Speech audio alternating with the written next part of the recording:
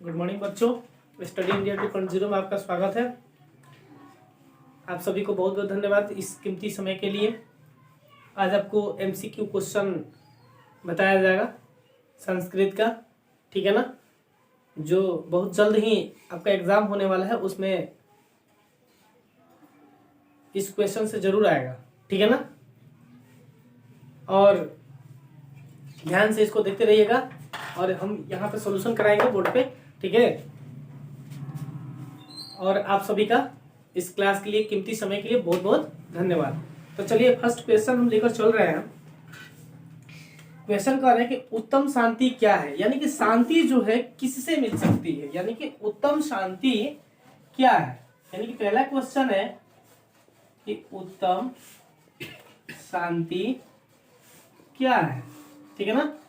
तो देखिए इसका आंसर बाबू होगा कि क्षमा अगर कर दे रहे हैं ना तो उत्तम शांति हो जा रहा है, ठीक है ना। यानी कि क्षमा अगर कर दे रहे हैं हम लोग तो उत्तम शांति हो जा रहा है, ठीक है ना। दूसरा मार्कर देखे तो ठीक है। उत्तम शांति यानी कि उत्तम शांति क्या है, क्षमा है, ठीक है ना। अगर किसी को क्षमा कर दे रहे हैं तो वहां पे आपकी शांति स्थापित हो जाएगी, शांति हो जाएगी।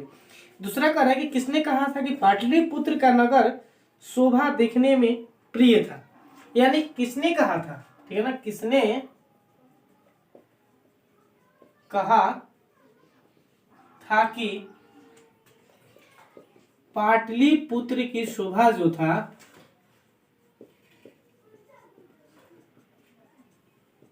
देखने योग्य था, ठीक है ना, देखने योग्य था। किसने कहा था कि पाटलिपुत्र की जो शोभा था वो देखने योग्य था, तो ये मेगास्थनीज कहा था। किसने कहा था, मेगास्थनीज, यानी कि अपने ग्रंथों में जाकर के संस्मरण किया था कि पाटलिपुत्र की जो शोभा है वो देखने योग्य है। अगला क्वेश्चन कह रहा है, ठीक है ना, ये तो पता है ना कि पाटलिपुत्र की पुतलिका रचना के आधार पर, यानी कि पाटलिपुत्र पुतालिका, पुतालिका यानी कि फूलों की कली के रचना के आधार पर, यानी कि पटना का क्या नाम रखा गया था, तो पाटलिपुत्र रखा गया था। ये तो याद है आपको, पिछला सेट में भी करवाए हैं, ठीक है ना। अगला क्वेश्चन कर रहा है कि भारतीय दर्शन का मुख्य स्रोत क्या है, यानी कि देखिए भारतीय दर्शन का मुख्य स्रोत क्या है, ये क्वेश्चन इंपॉर्टेंट है। तो देखिए भारतीय दर्शन का मुख्य स्रोत क्या है, ठीक है ना। यानी कि भारतीय दर्शन कहां से हो सकता है, तो देखिए हमारा ये संस्कार से हो सकता है। किससे हो सकता है, संस्कार से, ठीक है ना। 4 नंबर क्वेश्चन देखिए। अगला क्वेश्चन कह रहा है कि कैसे पुरुष सभी जगह सुलभ होते हैं, यानी कि कैसे पुरुष, ठीक है ना, कैसे पुरुष सभी जगह सुलभ होते हैं, ठीक है ना। यानी कि सुलभ होते हैं, कैसे पुरुष सभी जगह सुलभ होते हैं भाई, तो देखिएगा प्रियवादी, ठीक है ना, प्रियवादी। इस व्यक्ति को चापलूसी व्यक्ति भी कहा जाता है। ये सभी जगह आसानी से मिल जाते हैं, चापलूसी करने वाले व्यक्ति जो होते हैं आसानी से मिल जाते हैं। लेकिन जो मतलब जो बढ़िया बात, हितकारी बात कहता हो, ठीक है ना, उसका बात कड़वा लगता है, उसको अप्रियवादी कहा जाता है और वो बहुत कठिनाई से मिलते हैं। लेकिन ये जहां खोजेगा तहां मिल जाएंगे चापलूसी व्यक्ति की, उसको बात उसको उससे कहा जाएगा, उनका बात उससे कहा जाएगा, तो कुछ चाटने को मिलेगा, खाने को मिलेगा। तो वही कह रहा है कि कैसे पुरुष सभी जगह सुलभ होते हैं, तो प्रियवादी, ठीक है ना। अगला कहता है कि कितने पुराण होते हैं, ये भी बढ़िया क्वेश्चन है। यानी कि पुराणों की संख्या कितनी होती है, पुराणों की संख्या कितनी होती है, ठीक है, तो 18। पुराण कितने होते हैं बाबू, तो 18 होते हैं, ठीक है ना। पुराणों की संख्या आपको 18 होती है, ठीक है। संस्कृत में अगर कहेगा तो अष्टादशा, अष्टादशा, ठीक है ना। इतना ध्यान दीजिएगा। आगे कह रहा है 6 नंबर क्वेश्चन कह रहा है कि अगर ये पूछ दे कि महाभारत क्या है, ग्रंथ है, पुराण है, ठीक है ना, तो आपको महाभारत पुराण है, महाभारत क्या में आएगा, पुराण में आएगा। अगला क्वेश्चन कह रहा है कि कन्यादान किस संस्कार में होता है, ये तो बताने की चीज नहीं होती है। आपको पता है कि कन्यादान, सिंदूरदान, अग्नि स्थापना, पाणी ग्रहण, यानी कौन, सब ये सब टोटल विवाह संस्कार में होता है, ठीक है ना। ये आपको बताने की जरूरत नहीं है। अगला कह रहा है कि जन्म पूर्व कितने संस्कार है, ये भी हमने पहले पिछला क्वेश्चन बता दिया था कि जन्म पूर्व में 3 संस्कार होते हैं। एक होता है गर्भाधान, दूसरा होता है पुंसवनयन, तीसरा होता है सीमंतोनयन, ठीक है ना, यानी कि एक 3 महीना पे एक संस्कार होगा, एक 6 महीना पे संस्कार होगा, एक 9 महीना पे संस्कार होगा, उसके बाद बच्चा जन्म ले लेगा, ठीक है ना, ये बता दिए थे हमने। आगे कह रहा है कि गंगा देवी के पति कौन थे, ठीक है ना। अब यह कह रहा है कि गंगा देवी के पति कौन थे, या तो पत्नी के बारे में पूछ देगा, नहीं तो पति के बारे में पूछ देगा, ठीक है। गंगा देवी के पति कौन थे, ठीक है ना, या पूछ देगा कि गंगा देवी के जो पति हैं, ठीक है ना, वो कंपन राय की पत्नी जो थी गंगा देवी थी, या पूछ देगा कि गंगा देवी कंपन राय की पत्नी कौन थी, तो गंगा देवी, ठीक है ना, या पति के बारे में या पत्नी के बारे में कोई भी पूछ देगा तो उल्टा सीधा दोनों आ जाएगा, ठीक है ना, कि गंगा देवी के पति है कंपन राय या कंपन राय की पत्नी कौन है, गंगा देवी। चलिए अगला क्वेश्चन कौन है, ठीक है ना, कि गंगा देवी का समय क्या था, यानी कि अब ये जो थी उसका समय क्या था, यानी कि गंगा देवी का समय क्या था यानी कि 8वीं 13वीं 14वीं 16वीं, तो इसमें होगा आपको 14वीं, यानी कि गंगा देवी कब की थी, 14वीं सदी का, ठीक है ना, उस समय उसका 14वीं सदी था। आगे कह रहा है, देखिए आगे क्वेश्चन है कि भारतीय भूमि कैसी है, यानी कि भारतीय भूमि जो है वो कैसी है, तो निर्मल स्वच्छ ममतामयी, ये तीनों हो जाएगा। अगला क्वेश्चन कह देगा कि भारत भूमि किससे सेवित है, यानी कि किससे सुशोभित है, कितने अच्छा लगती है, तो सागर से, पर्वत से, निर्झर से, तीनों हो जाएगा। ए में दे देगा सागर, बी में दे देगा पर्वत और सी में दे देगा निर्झर, तीनों ए बी सी तीनों हो जाएगा, ठीक है ना, इनमें से सभी। आगे कह रहा है कि अविश्वासी पात्र विश्वास करने से क्या होता है, अगर मान लेते हैं किसी व्यक्ति पर विश्वास करने योग्य नहीं है, ठीक है, उस पर हम विश्वास कर लेंगे तो हमारा लाभ होगा कि हानि होगा, तो हानि होगा, यानी कि जिसको हम देखे नहीं है, जिसको मान कहीं रास्ते में जा रहे हैं, ठीक, एक व्यक्ति से मुलाकात हुआ, वो हमसे भेंट मुलाकात कभी हुआ नहीं, पहली बार हो रहा है, तो वो व्यक्ति से कहीं सामान दिखवाना हो, चाहे कुछ काम हो, तो उसके पास बैग रख देते हैं कि चलो भाई थोड़ा सा दिखते रहना, आ रहे 2 मिनट में, तो क्या उस पर कोई विश्वास है कि वो रहेगा कि नहीं रहेगा, लेकर भाग जाएगा तो क्या करेगा, उससे क्या होगा, आपका हानि होगा, ठीक है। तो अविश्वासी पर अगर मान लेते हैं कि विश्वास करते हैं तो हमारे का होता है नुकसान होता है, यानी कि हानि होता है। अगला क्वेश्चन कह रहा है कि कणस्थ दानवीरता किस प्रकार का पाठ है, यानी कि कणस्थ दानवीरता किस प्रकार का पाठ है, ठीक है ना, कणस्थ दानवीरता किस प्रकार का पाठ है, तो देखिए कणस्थ दानवीरता बाबू किस प्रकार का पाठ है, तो देखिए कणस्थ दानवीरता जो था ये नाटक का पाठ है, नाटक, ठीक है ना, नाटक है, कहानी है, क्या है, तो वो नाटक है, ठीक है ना। अगला क्वेश्चन कह रहा है कि किसने छल पूर्वक दान में कवच और कुंडल ले लिया, ये तो इसी पाठ का है ना, कह रहा है कि किसने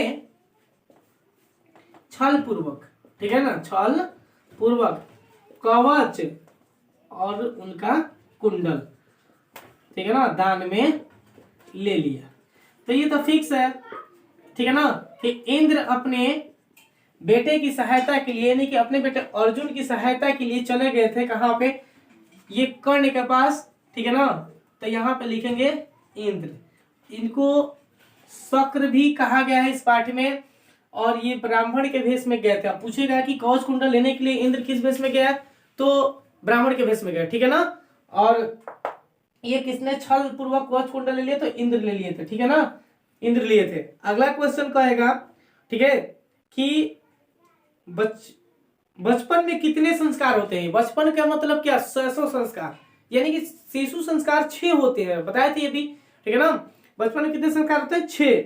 अब कह रहा है कि सीमंतोनयन किस प्रकार का संस्कार है, देखिए अभी हम इसके पहले बताया कि सीमंतोनयन जो था जन्म पूर्व संस्कार, यानी कि जन्म के पहले संस्कार है। अब कह रहा है कि नीति श्लोका में कितने मंत्र संकलित हैं, नीति श्लोका में, जो नीति श्लोका पाठ है उसमें कितने मंत्र संकलित है, तो 10, कितने मंत्र संकलित है, तो 10। आगे कह रहा है कि वेद रूपी शास्त्र क्या होता है, यानी कि वेद रूपी शास्त्र जो था वो क्या होता है, तो देखिए वेद रूपी शास्त्र, आपको सबसे पहले ये क्वेश्चन इंपॉर्टेंट है, उसको लिख लिया जाए कि वेद रूपी शास्त्र क्या होता है, कितना था 9, ये हुआ 10, वेद रूपी शास्त्र क्या होता है, ठीक है, तो ये नित्य होता है, यानी कि कोई भी नियम कानून से वेद पूर्व पढ़ा जाता है, ठीक है ना, वेद रूपी शास्त्र जो होता है वो नित्य होता है, ठीक है ना, यहाँ पे क्या लिखेंगे, और नित्य लिखेंगे, ठीक है ना। आगे कह रहे 11 नंबर क्वेश्चन, कह रहे कि वराह मिहिर द्वारा रचित कौन सा ग्रंथ है। वराह मिहिर द्वारा यानी कि वराह मिहिर द्वारा रचित कौन सा ग्रंथ है, कौन सा ग्रंथ है। तो देखिए बृहत संहिता जो है ना इन्हीं का लिखा हुआ है, ठीक है ना। बृहत संहिता यही लिखे थे, वराह मिहिर द्वारा लिखा गया है बृहत संहिता ग्रंथ, ठीक है।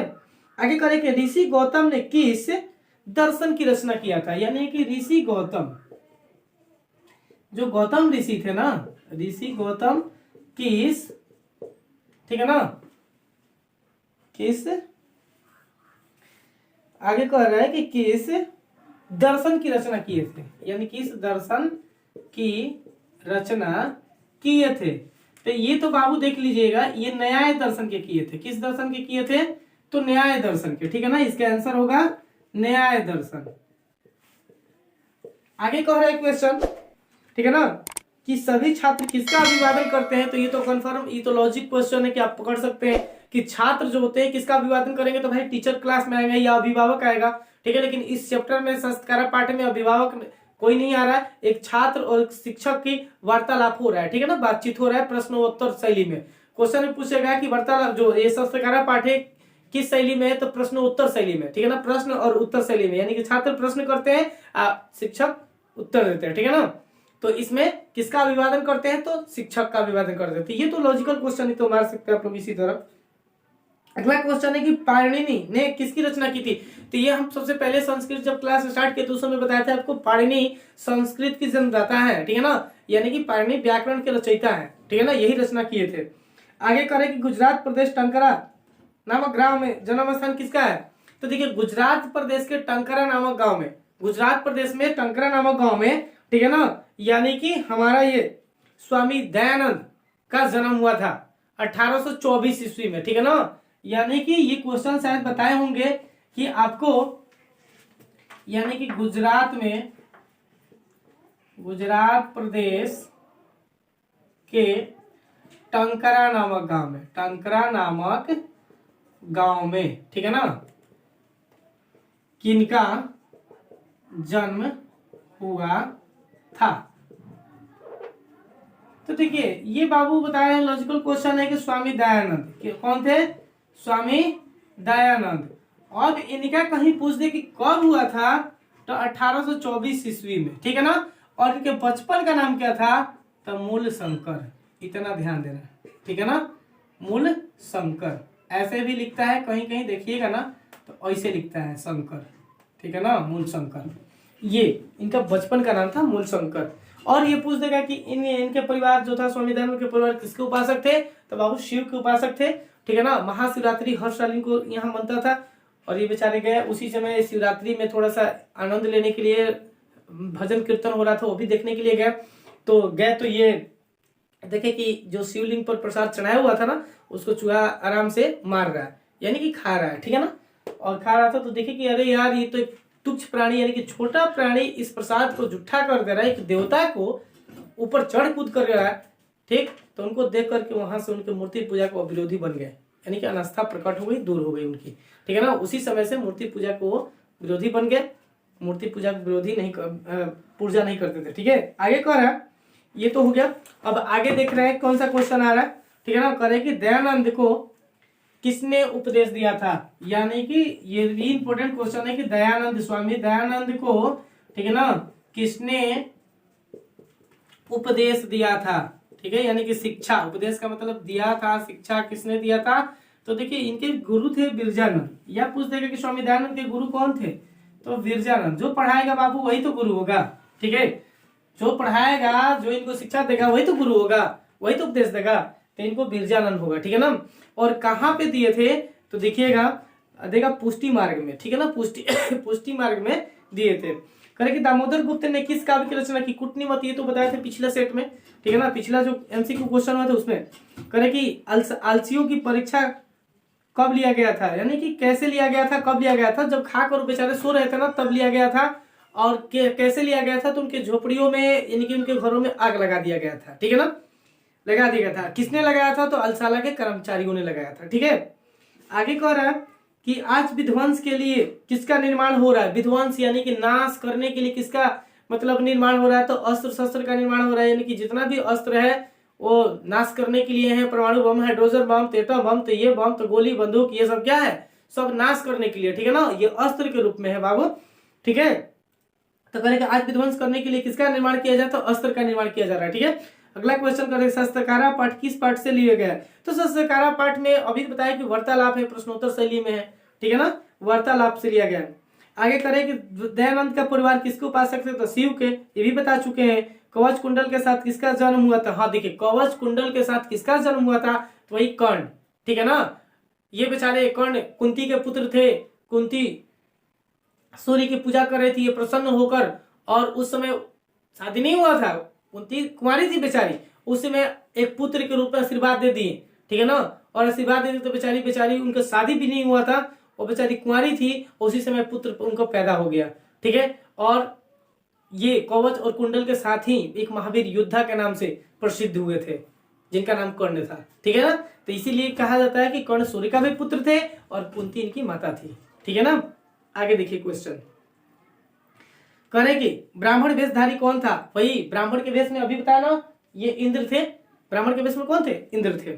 आगे कह रहे क्वेश्चन देखिए, देश में अशांति के प्रेरक हैं, यानी कि अशांति देश में अशांति के प्रेरक कौन है?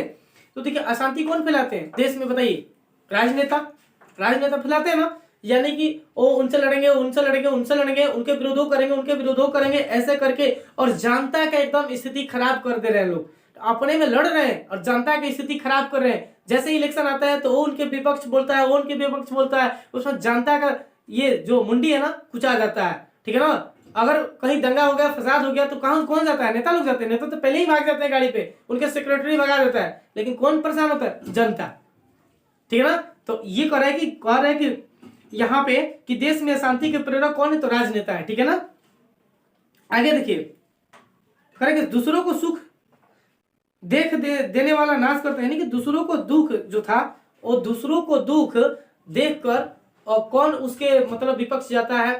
तो ये तो फिक्स बात है कि दूसरों को दुख देखता है ना तो विपक्षी खुश हो जाता है। ठीक है, यानी कि साथ देने वाला तो साथ वो खुश हो जाता है। ठीक है ना, कि मान लेते हैं कि जैसे हमारा अगल बगल जो दुश्मन होते हैं या अगल बगल कुछ लोग होते हैं जो देखकर जलते हैं तुम्हारी उन्नति को, विकास को, तो वही कहता है कि दूसरों को दुख कौन देता है? तो उनके विपक्ष।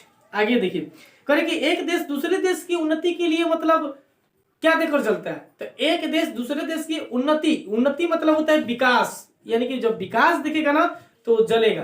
ठीक है, उसके अंदर ईर्ष्या हो जाएगी, ईर्ष्या। तो क्या देख करके? ईर्ष्या। आगे देखिए, किस नदी के किनारे गांधी सेतु सड़क मार्ग है?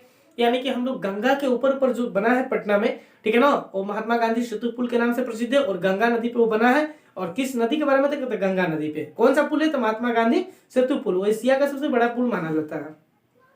आगे देखिए, अब गोलघर कहाँ है? गोलघर तो आप लोग जाते होंगे, कितना आपको सरकारी स्कूल में भी फंड आता होगा घूमने के लिए। तो गोलघर जो है पटना में है, हमारे ही राज्य में, बिहार में। ठीक है ना, आगे कह रहा है अशांति के कितने कारण है? ये बाबू देख लो, अशांति के कितने कारण है? ठीक है, अशांति के कितने कारण है? तो 2 है। ठीक है ना, कितने कारण है? तो 2। एक होता है, देखिए कौन कौन सा होता है?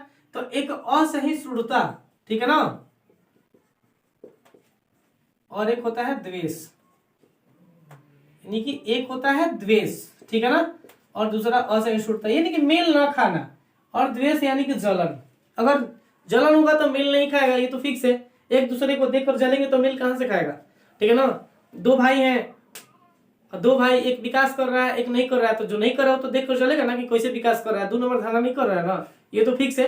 ठीक है ना, तो वही बात है कि यानी कि अगर 2 देश हैं तो 2 देश, अगर एक देश बढ़ रहा है ना तो दूसरा पीछे से वार करेगा। जैसे मान लेते हैं कि हिंदुस्तान बढ़ता है तो पीछे से वार कौन कर देता है? आतंकवादी से पाकिस्तान करा देता है, लोग कह देता है कि आतंकवादी डूब गया, ये कर दिया, वो कर दिया, ऐसे कर दिया। तो उन्नति को देखकर, विकास जैसे ही आपका होगा पीछे लग जाएगा लोग।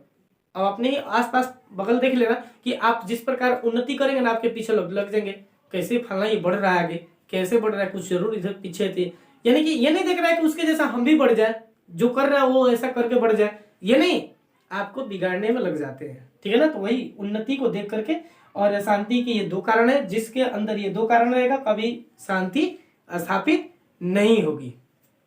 आगे क्वेश्चन कर रहा है, देखिए आगे कह रहा है कि आर्य समाज की स्थापना कब हुआ था, तो 1875 में, यानी कि बताए भी होंगे कि ठीक है ना, अगला जो क्लास था उसमें बताए होंगे कि आर्य समाज की स्थापना जो हुआ था, ठीक है ना, आर्य समाज की स्थापना, ठीक है, कब हुआ था, तो देखिए 1875 में, यानी कि 1875, अभी कहां पे देगा, तो मुंबई है ना, वहां पे 1875 में आर्य समाज की स्थापना हुआ था। ठीक है ना, अब विश्व धर्म सम्मेलन स्वामी दयानंद, ये विश्व धर्म सम्मेलन शिकागो, अमेरिका के शिकागो में, ठीक है ना, ये हुआ था।